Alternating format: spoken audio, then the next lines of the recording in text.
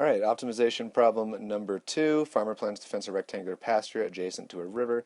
Pasture must contain 180,000 square meters in order to provide enough grass for the herd. What dimensions should the field be so that the farmer can use the least amount of fencing? No fencing is needed along the river. So let's get artistic real quick. We have a river over here, and then we have a pen coming off of it like that.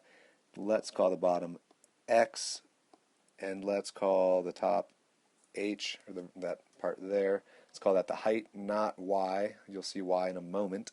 And what do we know? Well, we know that the area must be 180,000. So I can say 180,000 equals XH. Now, we also know that the perimeter is going to be 2x plus h. So in this problem, we actually want to graph the perimeter function, not the area function. So let's solve the area function for h. Divide by x on both sides. Those are going to cancel out. We're going to get h equals 180,000 divided by x. So our function is going to be 2x plus 180,000 divided by x. So I get the perimeter equation, 2x plus 180,000 over x. So now I want to graph that. And this isn't as easy to look at and know what a good window would be. So what I'm going to do is I'm going to get myself in the ballpark by taking the square root of 180,000. Because if you think about it, if I take the square root of 180,000, then I'm essentially saying that I'm dealing with an x by x area there. So that should get me pretty close, I would imagine. So you do that, square root of 180,000 is 424.264. So I am now going to go a little bit bigger than that, just since, that's kind of in the middle. Maybe it's a little bit on the other side, maybe it's on this side. I don't know. I'm going to give myself a buffer room. So I'm going to try an x max of 1,000. I'm just going to double it, and then some.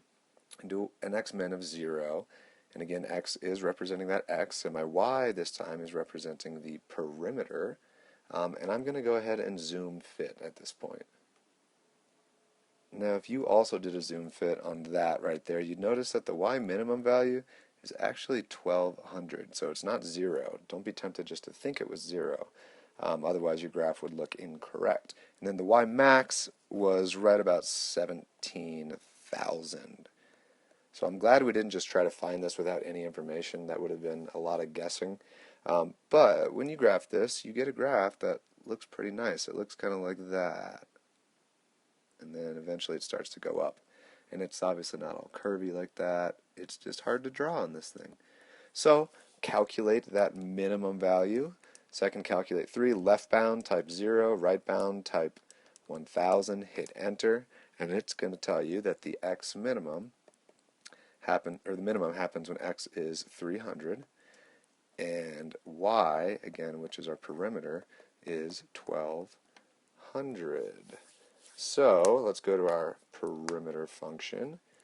We know that x is that 300, so we've got, I'm going to substitute in what we know. We know the perimeter is 1,200. That's equal to 2 times x, which is 300, plus our h. So let's subtract 600, and we get 600 equals h. So x is 300, and h is 600. And I believe that is the answer.